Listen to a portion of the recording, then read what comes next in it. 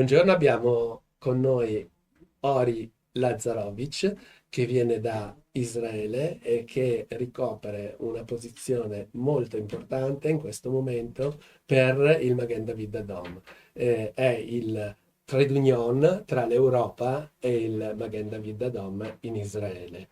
A questo punto I will speak in English, and Ori, I try to be as fluent as I can. Uh, Ari, the first thing I want to ask you is since when you live in Israel? So I grew up in the United States, although I was born in Israel. I left when I was a year and a half old, and I grew up in the United States in Massachusetts until around I was 11 or 12 years old. And then I moved back to Israel when I was around 12, and then I've been living in Israel since.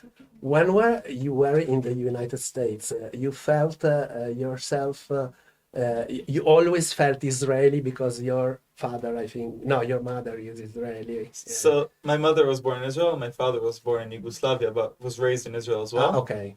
So you always felt as an always felt Israeli. I always boy. spoke Hebrew at home, Okay. even though we lived in Massachusetts. Okay, so it was a natural move to go back to Israel. Yeah, actually, yeah. I knew Okay. the language and everything. And at what age were you when you arrived in Israel? Around 12 years old. Okay. Now it's important for the our Italian public, since at your age 26, normally the Italians are considered too young to be, let's say, in charge of something. And I think that in Israel is very different. Do you agree with this statement? Totally. So in Israel, the whole system works differently. We start off at 18 in the army, and we have 18, 20-year-olds who can be in charge of hundreds of people, right? If you're in charge of a platoon or a battalion, you have many people that are under your ranks. And I did the same. I started my paramedic school in 18 when I was in the army, and I've been a paramedic ever since. So even though I'm 26 now, I've already been paramedic for over 6 years.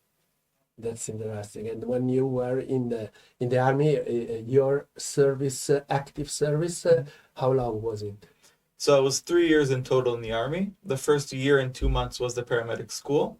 And then when I finished the paramedic school, I did the rest of my service in the Yahalom unit. It's the EOD unit for explosives. I was part of the team. Okay. And your first preparation was done where? In which school or university? Or so the first initial paramedic school I went to was in the army, was IDF. It's part of Magen David Adom, but in the army itself. And when I finished my army service, I completed the paramedic school into a bachelor's degree in Ben Gurion University in Beersheba. Okay, so you lived for a while in the university, or you go? No, so as I said, I started my paramedic career when I was very young. So I was already a station manager when I finished the army. So I lived in the north, and I would drive every week to Beersheba a few times a week. Okay. To do my What is interesting now is to know the organization of Magen David Adom in Israel, because it's very important for us, friends of Magen David Adom, to know. And I've heard sometimes the word station. What do you mean by station? So different than what we have in many different countries. In Mada, we have different outposts, which can be in one city. Mada is Magen David Adom, yes, Magen of course. David We call it Mada okay, for short, okay. so it's easier. We have many stations around it. Even at each city can have a few different stations, just like where we are now. We can have a team that has either a life support ambulance or an advanced life support ambulance. And they can sit at the station until they receive their calls. And then from there, they go out. We aren't hospital-based like it is in Europe. And we aren't based with physicians or nurses. It's only paramedics and EMTs. And we have standalone stations where we can go. Over 150, 120 stations nowadays in Israel. And we even have in some cities, we have many stations. And and then you use hospitals, obviously, Of course. for what happens after your we transport to the hospitals, first. of course. So you're in a country like Israel, always under the menace of missiles or terrorism or whatever. You Or have both. a super, super important role in saving lives every day. In Definitely. your personal experience, do you remember how many lives you have, how many people you have, I don't know, treated? So it's been many years, including a few years in the army where I treated soldiers, civilians, and also Palestinian refugees as well. So I don't know what to say. It's been many hundreds or even thousands of patients throughout that time. What you said is very important, politically speaking, because, and then I will not go more on political side, but what you said Palestinians. And in Italy, most of people believe that apartheid is a word Yeah. that is applied in Israel. I know that obviously is absolutely the contrary. But I also know that in paramedics, there are a lot of Israeli Arabs, so Palestinians. You had some colleagues of Arab origin? So first of all, yes, Mada believes in coexistence. We are everywhere in Israel, no matter where it is. If it's a Druze county, if it's an Arab village, or even if it's in Judea When and we Samaria. say Druze, so I'm sorry, we have to make people understand Of course, everything sure. as the ABC of, they don't know probably that Druze, they are, I think they are Muslims, Arabs, but of, let's say, current of It's a special beliefs, community. It's a special different community. yes. Which in this moment, I think it's very crucial because they are in the north at the Syrian border. And the Druze, as far as I know, have asked Israel to save them from the Muslim extremists. So, as you said before, we have everybody is part of Magen David Adom. It's a big family of every side of the country. I work together with many people. It could be either in the Tel Aviv station or in the station of Ofra near Jerusalem.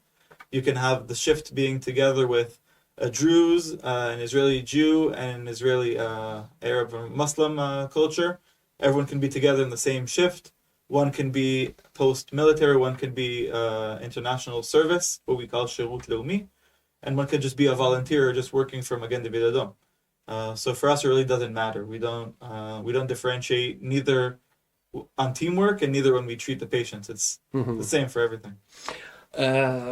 I want now to go into something that is personal, but also the event that changed our lives in all the world, obviously, especially in Israel, on the 7th of October, 2023. But on that date,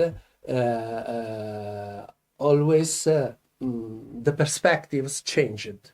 And I wanted to know personally from you, where were you, what you thought, and how did you, at 7 in the morning, you became alert to this? So I'll backtrack for a second. Magen David Adom in Mada, I was a station manager at that time in northern part of Israel, not up north completely, in an area called Harish. So station managers are required to work also on Saturdays. That happened to be my 4th Saturday, which means we are not allowed to work. Every month, you have to take one Saturday off. So that was my vacation Saturday. And just around 7 a.m., my radio, it's special radio, doesn't have everything. It's only Mada communications with dispatch. They went on the radio and they alerted us just around 7 a.m. that we had red alert sirens in our region. Even though most of the things were happening down south, we also had in central of Israel many rockets being fired in our area. So I woke up from those red alerts. And from there, actually, we went to our main logistics center to make sure we have enough helmets and vests so we can man the ambulances. So you mean many stations, but one logistics center, let's say 10 logistics centers So in my region, we have 2 logistics centers, which we divide everything which we need only for wartime. Water supplies, food, and ballistic equipment as well, like, as we said, helmets and vests. So I woke up, we started manning every ambulance. We have what's called military alertness or war alertness, which is the full alertness, means every vehicle in Magen David Adom has to be manned, has to have someone taking it, either at home or at the station, or even when they're going shopping. The ambulance has to be with them. So within the hour, I made sure all of my ambulances were manned, and then I left home to make sure that all of them had enough equipment inside for the next 24 hours of wartime. And how long for you this period of alert continued? Because if you say everything changed, you become in a state of alert, a state of war. And as we know, we are still in war today. Yeah. So is 500 days that you are in alert, or let's say after 1 week you calm? You have to remember, in MADA, although we have many people who work in MADA, we're based on our volunteers. We have over 34,000 volunteers, and I can't have all of the volunteers. 34,000. 34,000, yes. Okay. Wow. On a population of Israel, it's a lot. So it's 10 times more volunteers than we have people who work for MADA. And those people have their actual jobs as well, correct? Yes. So I can't have them 24/7 manning ambulances, because then they won't have time for their actual life. So we did it for the first year. We were in complete manning of all the vehicles and all the stations. Afterwards, we slowly dwindled that down a little bit.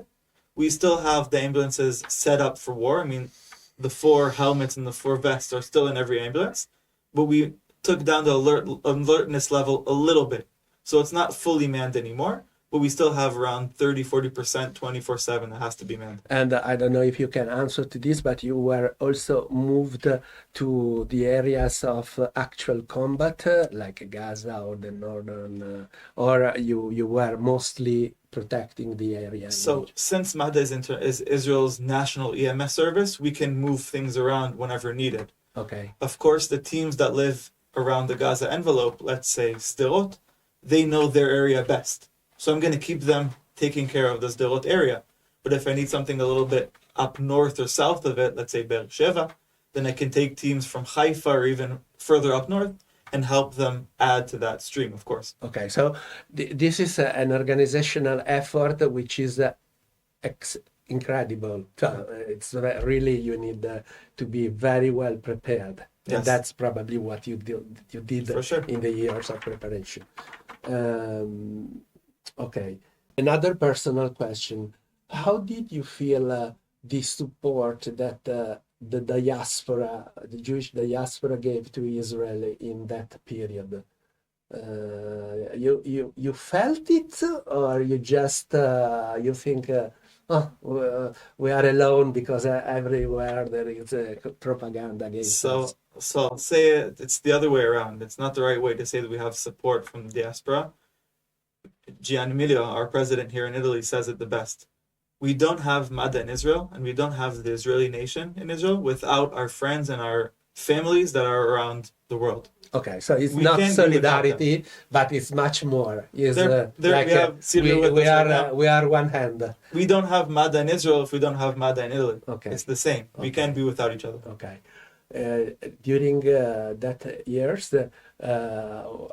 I've seen many things that Amici of MADA did in Italy, and I remember a collection of funds to buy ambulances.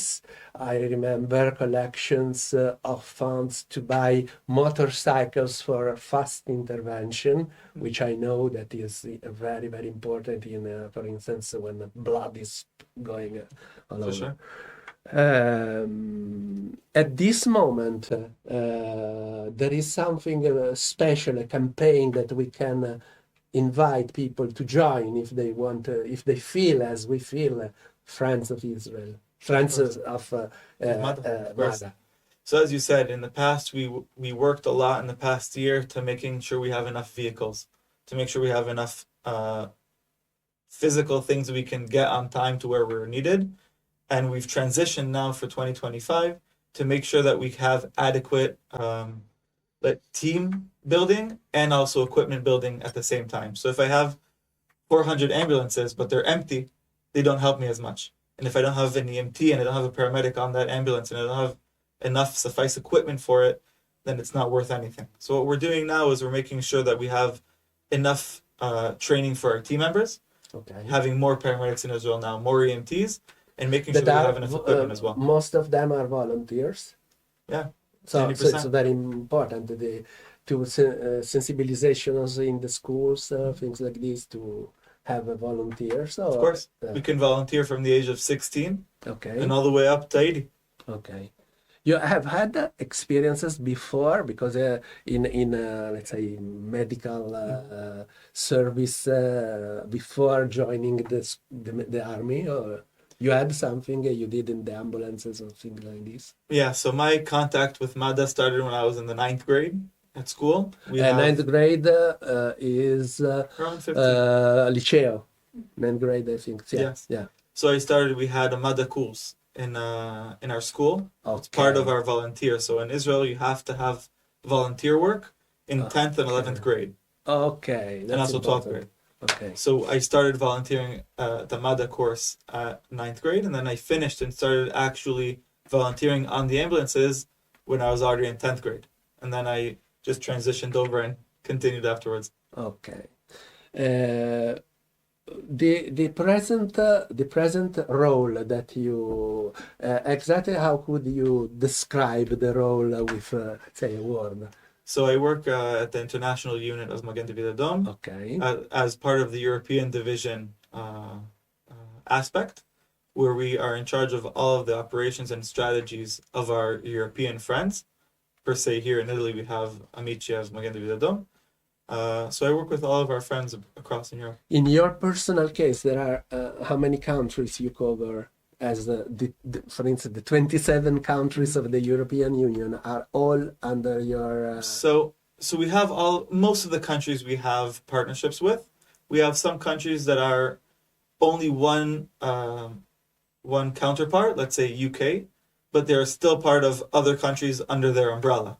So it's not only London, it's not only UK. We also have part of Dublin, let's say, in Ireland, which is also one of our societies, but it's under the UK umbrella. Okay. So we have almost everywhere in Europe. Not every country has their own friend society, but even if they don't have it, they have some kind of connection to one of the countries near them. And the main activity is fundraising. Yes, fundraising, and also making sure that we have our partnership with our friends from across the world. Because in Italy, I participated in a course given by, say, organized by MDA in the Jewish school. Mm-hmm. I participated, and I know that they organize many of these courses. Yes, so it's funny that you mentioned, because just last week we had a course that was with the Italian Red Cross. Yes. That took place just here a week ago. So it's not only fundraising. You personally or other instructors? No, so we have a Red Cross initiative inside Magen David Adom that work with Red Cross all over the world, where they do this specific training for the Red Cross societies all over the world. Okay, and so you are the trade union between. In our case, Amici, the Magen David Adom Italia, mm-hmm. and Magen David Adom Central. I would ask you, what do you think we can do to help Magen David Adom in its great let's say role in the world, because it's not only in Israel, the role of Magen David Adom. Sorry if I say something that maybe you can correct me, because I know Magen David Adom also because I visited personally the new center for blood donation and all kind of let's say organs, blood and bone marrow and things like this. So I think that helping Magen David Adom is very, very important. And I want to invite all our friends to check what Magen David Adom do on the site that is www.amdaitalia.org. Okay, a word that has a very, very important meaning in all our lives is now resilience. And for Israel, this is doubly or 10 times more important. Yeah. How do you think what do you think is the role of Magen David Adom in the resilience of Israel? Because now the situation is very tense, it's very grave, and I think that Magen David Adom can do a lot. Yeah, so it's funny you actually use that word because I always say resilience is Mada's second name. We always look and we see what's happening now.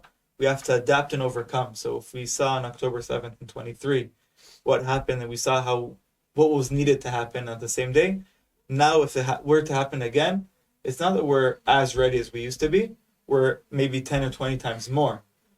Since that same day, since the work started, Mada has to learn new initiatives, learn new projects that we have to take into consideration. One of the biggest examples is satellite communication. We understand now when there's big wars we had up north, we had fear that we may not have electricity or maybe not have communications. So how can the ambulance contact the hospitals? So now we are ready also with satellite communications in the vehicles themselves. Even if there's no cell service or no towers or no electricity, we can still continue regular day to day. That's only one example. We have many. Mm-hmm. So I think Mada is the prime initiator in Israel for everything that has to do with resilience. I really do. Very good. So, Ori, I thank you very much. My pleasure. Obviously I hope to see you again here. Maybe in another your visits we will do Yes, of another meeting like this. And we also thank all the people in Magen David Adom Italia, because I can see every day how they work and what they do. And I hope that the people who is following us today will keep the address of Magen David Adom, Amici del Magen David Adom Italia, as a reference for their donations, especially, I don't know, to remember people who died, to remember, to make an homage to friends, and to do, you know, that you have more than one signification in the donation to the AMDA, because you save lives and you work for a better work. I think is another way of doing the Tikkun Olam.